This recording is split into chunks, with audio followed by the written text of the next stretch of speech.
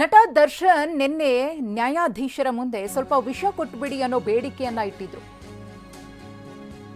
ನಟ ದರ್ಶನ್ ವಿಷ ಕೊಡಿ ಅಂತ ಕೇಳ್ತಿದ್ದಾರೆ ಅಂದ್ರೆ ಅವರು ಎಷ್ಟು ನೊಂದಿರಬಹುದು ಅಂತ ಹೇಳಿ. ದರ್ಶನ್ರ ಬಗ್ಗೆ ನಿರ್ದೇಶಕ ತರುಣ್ ಸುಧೀರ್ ಅವರು ಮಾತನಾಡಿದ್ದಾರೆ. ಮುಂದುವರೆದು ಅವರು ಮಾತನಾಡ್ತಾರೆ, ದರ್ಶನ್ ತುಂಬಾ ಸ್ಟ್ರಾಂಗ್ ಪರ್ಸನ್, ಏನೇ ನೋವಿದ್ರೂ ಕೂಡ ಅವ್ರು ತೋರಿಸ್ಕೊಳ್ಳೋದಿಲ್ಲ, ದರ್ಶನ್ ಅವರೇ ಅನುಭವಿಸ್ತಾರೆ ಅಂತ ಸುಧೀರ್ ಮಾತನಾಡಿದ್ದಾರೆ. ತರುಣ್ ಸುಧೀರ್, ನನಗೂ ಅದು ಎಕ್ಸಾಕ್ಟ್ ಇನ್ಫಾರ್ಮೇಷನ್ ಗೊತ್ತಿಲ್ಲ ನಮಗದು.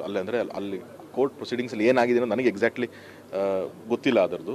ಸುಮ್ಮನೆ ಅದ್ರ ಬಗ್ಗೆ ನಾನು ಕಮೆಂಟ್ ಮಾಡಬಾರ್ದು. ಬಟ್ ಸ್ಟಿಲ್ ನಾನು ಸಾರನ್ನ ಹತ್ತಿರದಿಂದ ನೋಡಿರೋದ್ರಿಂದ he is very very strong person. ಅವ್ರು ಯಾವತ್ತೂ ಏನೇ ಅವ್ರ ಪೇಯ್ನ್ ಇದ್ದರು, ಏನೇ ಆ ಥರದವ್ರು ನೋವಿದ್ರು ತೋರಿಸ್ಕೊಳ್ಳಲ್ಲ.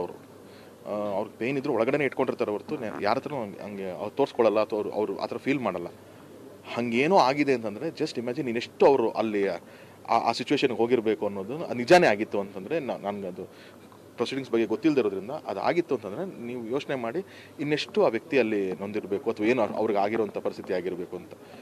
ಬಟ್ ನಾನು ಏನೇ ಹೇಳೋದೇನು ಅಂತಂದರೆ ಅವರಿನ್ನೂ ಆಪಾದಿತ ಅಷ್ಟೇ, ಅಪರಾಧಿ ಅಲ್ಲ. ಸೊ ಹಾಗಾಗಿ ಅಲ್ಲಿ ಏನು ಫೆಸಿಲಿಟೀಸ್ ಇರುತ್ತೆ ಒಂದು ಬೇಸಿಗೆ ಇವತ್ತೆಲ್ಲನೂ. ನಾನು ಚೌಕ ಅನ್ನೋ ಸಿನಿಮಾದಲ್ಲಿ ಸೆಕೆಂಡ್ ಹಾಫ್ ಪೂರ್ತಿ ನಾನು ಜೈಲಲ್ಲೇ ಶೂಟಿಂಗ್ ಮಾಡಿದ್ದೀನಿ.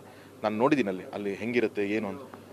ಅಲ್ಲಿ ಎಲ್ಲ ಇರೋವಂಥ ಎಲ್ಲ ಪ್ರಿಸನರ್ಸ್ ಆಗಿರಲಿ ಏನಿರುತ್ತೆ ಅವ್ರಿಗೆ ಆದಂಥ ಫೆಸಿಲಿಟೀಸ್ ಕೊಡಲೇಬೇಕು ಅಂತ ಅಲ್ಲಿ ಹ್ಯೂಮನ್ ರೈಟ್ಸಿಂದ ಇದೆ, ಪ್ರತಿಯೊಂದು ಕಡೆಯಿಂದನೂ ಇದಿದೆ.